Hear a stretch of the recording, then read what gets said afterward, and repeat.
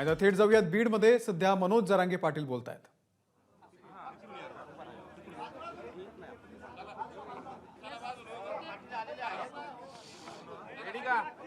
आता मध्ये माना मुंडके तुम्ही घालू नका.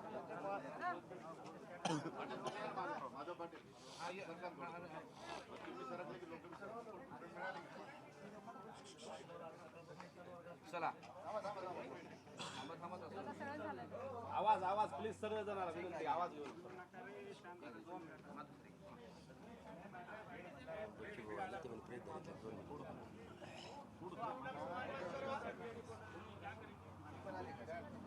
चला एक मिनिट सुरू.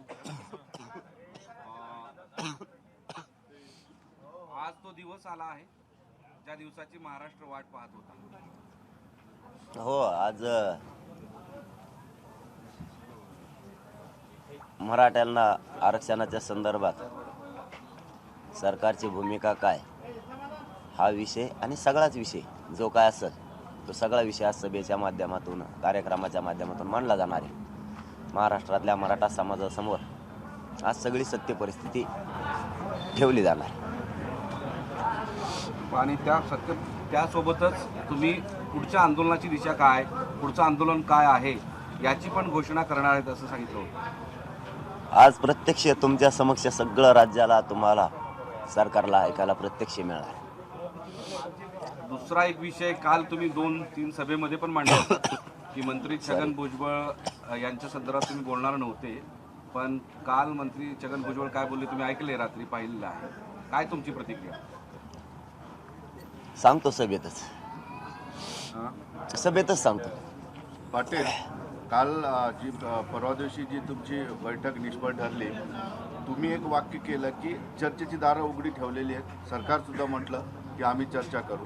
आता 2 दिवसाचा काळ गेला, सरकारने काही चर्चा केली, तुमच्याशी काही बोलणं झालं, संपर्क करायचा प्रयत्न केला? हो, संपर्क केला, बोलणं चालू आहे. परंतु किती दिवस असं आता आमचं म्हणणं आहे. किती दिवस तुम्ही कवर असं जुलवत ठेवणार आहे? किती दिवस तुम्ही आमच्या संयम म्हणूयात त्याला, किती दिवस संयमाचा अंत बघणार आहे? त्यामुळं किती दिवस आता बस. मराठ्यांनी प्रत्येक वेळेस मराठ्यांनीच पाळायचं आणि तुम्ही पाळायचं नाही. शब्द तर तुम्हीच द्यायचे, तुम्हीच लिहायचे आणि तुम्हीच ते पूर्ण करायचे नाही. त्यामुळे किती दिवस आता आम्ही किती दिवस ऐकणार? आम्हाला सुद्धा काय मर्यादा आहेत ना, समाजाला काय मर्यादा आहेत. समाजाने तुम्हाला पहिल्यांदा 3 महिने दिले, त्याच्यानंतर 40 दिवस दिले, त्यानंतर आता तुम्हाला 2 महिने दिले 24 डिसेंबरपर्यंत. आणखी नाही, सरकारच्या हातात आहेच ना आजचा उद्याचा दिवस. काल तुम्हाला संध्याकाळच्या वेळेस मुख्यमंत्र्यांचा फोन आला होता? नाही, पण ते बोलणं नाही झालं. त्यांचे OEDच्या माध्यमातून होतं, परंतु ते बोलणं झालं नाही. कारण पुढं कार्यक्रम ते राहून गेलं, परत मग उशीर होत गेला आणि ते तसंच मागा विषय पाडलं. अजित पवार असं या म्हणाले की तुम्ही काही मागणी केली तरी सरकारला कायद्याच्या चौकटीतच काम करावं लागेल आणि टिकाऊ आरक्षण देण्याचा सरकारचा प्रयत्न सुरू आहे. मग आम्ही कुठं कायद्याच्या चौकटीच्या बाहेर मागतो? नोंदी सापडल्यात मराठ्यांच्या 54 लाख, 1-2 नाही. कोणाचीच नोंद नाही. इथून मागं ज्यांना आरक्षण दिलं ना, नोंद बी नाही आणि मागा सिद्ध बी नाहीत, तरी आरक्षण आहे. आमच्या नोंदी पण आहे आणि मागा सिद्ध पण झालेलं आहे, तरी आम्हाला आरक्षण नाही. कायद्याची चौकट याला नाही म्हणत का काय? मग म्हणजे कायद्याची चौकट सरकारच्या नजरेत उलटी आहे का? ज्याच्या नोंदी नाहीत त्यांना आरक्षणात घ्यायचं, जे मागास सिद्ध नाही झाले त्यांना घ्यायचं, जे मागास सिद्ध झालेत आणि नोंदी शासनाचे मिळाल्या त्यांना घ्यायचं नाही, असं उलट आहे का त्यांचं काही? किती दिवस येड्यात काढणार आहेत? लोक लय पुढे गेले, आता हुशार झाले. तुम्ही स्वतःला हुशार समजत होतात, आता नाही चालणार ते. कारण किती दिवस मराठ्यांनी अन्याय सहन करायचा? आम्ही नाही करू शकत. आम्हाला आरक्षण पाहिजे, आम्ही OBC आरक्षण आहे, आम्ही ते घेणार आहे. सरकारकडून शेवटची तारीख होती आणि आता 1 दिवस बाकी राहिलेला. आपल्याला वाटतं का की सरकार उद्यापासून निर्णय घेऊ शकतो म्हणून? का आता 1 मिनिटात बी घेऊ शकते. घ्यायचं म्हणल्याच्या नंतर का राजकीय इच्छाशक्ती लागते?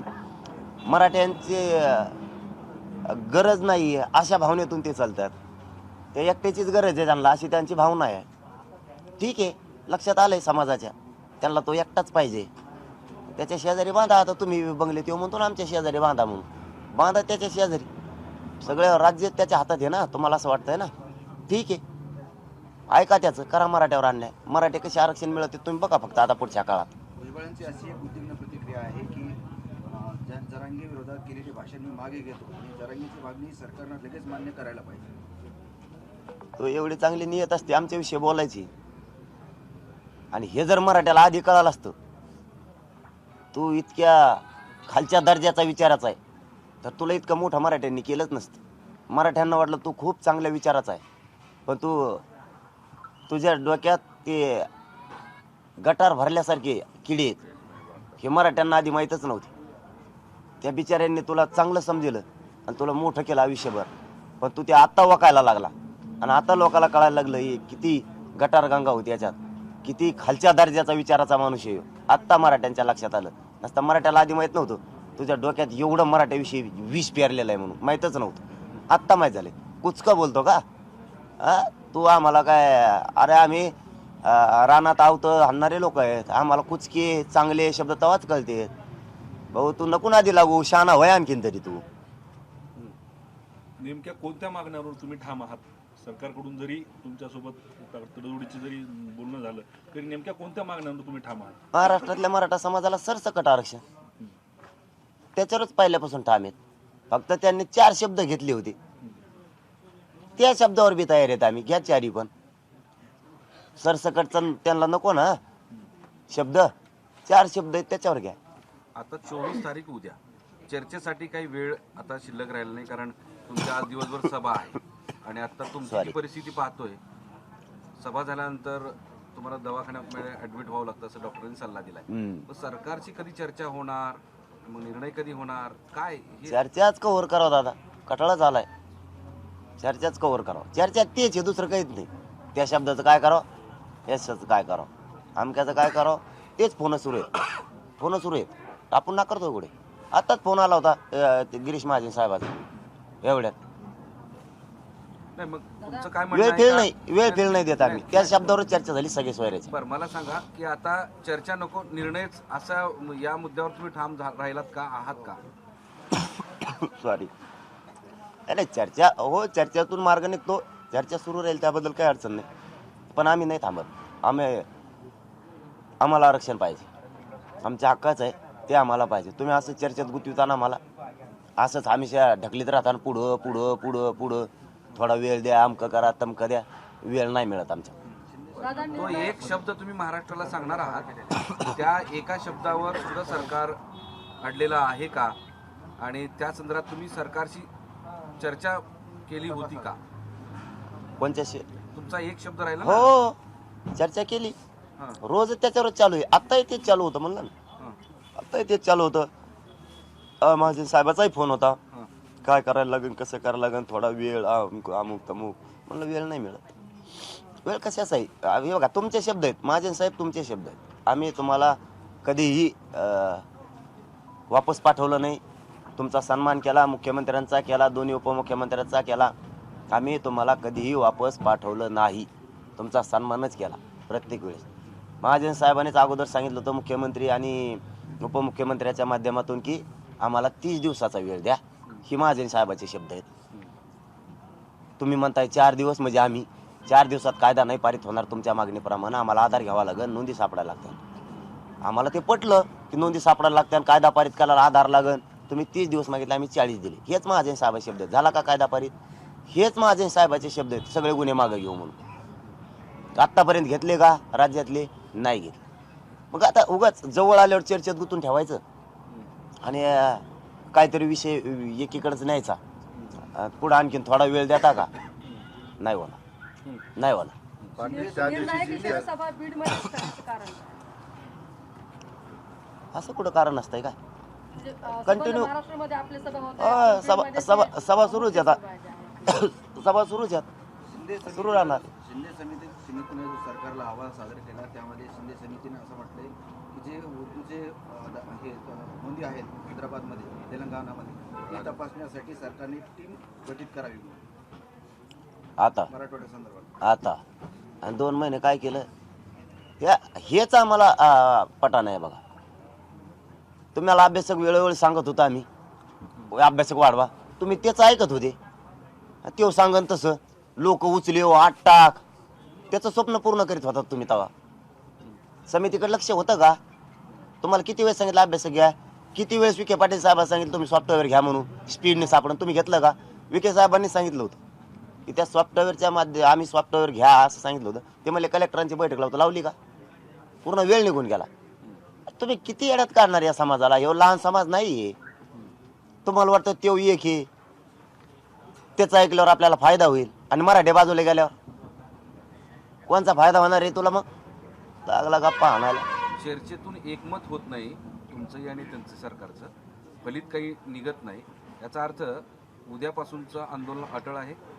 ते आता सभेत होईल, सगळं काय व्हायचं कार्यक्रमात होईल. नोटीसीबाबत आपण काल वक्तव्य केलं, तुम्ही मुख्यमंत्र्यांना गृहमंत्र्यांना आवाहन केलं, काही त्यांचा काही आला का रिस्पॉन्स नोटीसी परत घेण्यासंदर्भामध्ये? बीडच्याही कार्यकर्त्यांना नोटिसा गेल्या का? त्यांना घ्यायचंच नाहीये आणि मराठ्याला आरक्षण बी द्यायचं नाही. त्यांची अशी इच्छा आहे मराठीच राज्यात ठेवायचे. यांनी प्रत्येक राज्यातल्या शक्यतो मोठ्या जातीत टार्गेट केलेल्या, याचा अभ्यास आम्ही केलाय आता. हा, प्रत्येक राज्यातल्या शक्यतो मोठ्या जातीच यांनी टार्गेट केलेल्या. आमच्या एकूण बरेचसे डाव यांच्या लक्षात यायला लागलेत आता. नाही, या नोटीसीवरून सांगतो ना आता सभेत सगळं सांगतो. नोटीसीवरून आज एक नवीन माहिती ऐकायला मिळाली की आचारसभेत येण्यासाठी ज्या ट्रॅक्टरच्या नोटीसी मिळाल्या होत्या तर ट्रॅक्टरच घेऊन येत आहेत सभेला. हे बघा, मी गृहमंत्री फडणवीस साहेबाला पुन्हा आज बी सांगतो की साहेब मराठा समाजाला नका टाळू. हो, त्याचं ऐकून तुम्ही मराठ्यावर अन्याय नका करू. तुम्ही नोटिसा दिल्यामुळं काय प्रॉब्लेम झालाय तुम्हाला सांगतो. आता सांगायचा नव्हता. लोक तुम्हाला नाही डायरेक्ट सांगत, लोक आम्हाला सांगते. ते म्हणतात मी आध्यात नाही मध्यात नाही. मला नोटीस कसं काय आली? मग आता मला नोटीस आलीच ना, मग ट्रॅक्टर जप्तच करीन म्हणतात ना, आणि मग मला बी जायचं. आता चला मी बी येतो. कळत आहे का तुम्हाला मी काय बोलतोय? तुम्ही आणखीन तरी शहाणपणाची भूमिका घ्या, गांभीर्यानं घ्या आंदोलन, तोडगा काढायचा प्रयत्न करा.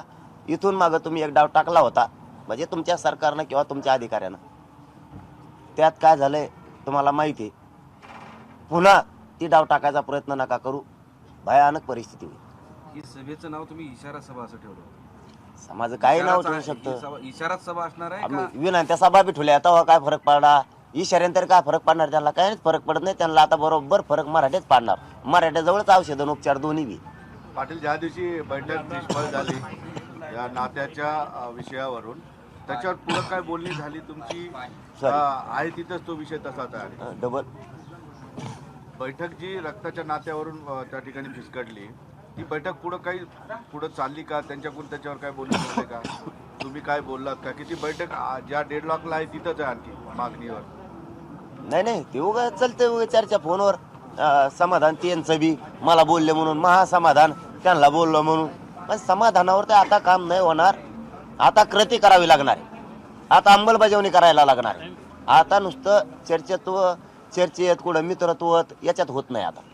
कारण समाज मोठा आहे, त्याच्यामुळे ते विषय त्यांना आता गांभीर्याने घ्यावा लागणार आहे, सोयऱ्याचा किंवा आपल्या त्या 4 शब्दाचा, आणि त्याच्यावरती कृती करायला लागणार आहे तर जमत. राज्यातील पोलीस यंत्रणा आता आपण चर्चा करणार का? तुम्ही म्हणतात की आम्ही बोलून खूप वेळ वाया गेला. मग आता जर समजा शिष्टमंडळ जर आलं तर तुम्ही चर्चा करणार का सरकारच्या शिष्टमंडळाशी? चर्चेला कवा उभेच आहेत आम्ही? चर्चेला काय हरकत आहे? ते गप्पा आणतात, आम्ही आणतो, मार्गच निघाना.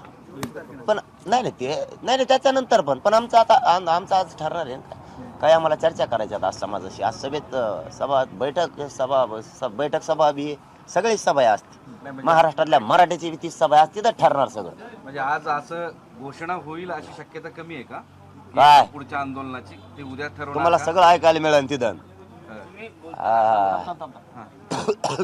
येड्यात घेऊन मला इथंच उकरून घ्यायला लागले तुम्ही. तिथं आहे चला फक्त. नाही, पण आता परिस्थिती तुमची पाहता, आता सगळेजण आम्ही सहकारी गेल्या 3 महिन्यांपासून तुमच्यावर सोबत आहोत. आत्ताची परिस्थिती तुमची शारीरिक आणि आरोग्याची स्थिती फार बिकट दिसते आहे. अशा स्थितीमध्ये तुम्ही सभा करा. दुखणं फिकणं काही नाही करीत मला. मराठ्या पुढे मराठा एकदा जमला की आपल्यावर उपचार झाला. मला काय नाही होत दुखणं, त्रास होत. पाटील, राज्यातल्या बच्चू कडे आले होते, आजही ते बीडमध्ये आहेत, तुमची भेट घेणार आहेत, नेमकी काय चर्चा होणार? ते काय सरकार पक्षातले थोडेच. ते त्यावेळेस मध्यस्थीसाठी आलेले होते, तसे आज बी आहेत. ते काय असे तो आता फिरू शकते संघ ते, आणि इथंच येत वाटतं इथे बीडमध्ये. सोयरेची व्याख्या आहे त्याच्याशी सहमत नाही. तुमची सोयरेची व्याख्या आहे त्याच्याशी ते सहमत नसल्याचं त्यांनी वक्तव्य केलं. बदल ना, त्यांना काय माहित होतं. नाहीतरी त्यांच्यावरती हे बघा, ते बदलले नाही बदलले, जे खरं आहे ते खरं आहे. मीडिया समोर सगळे बाईट सगळे.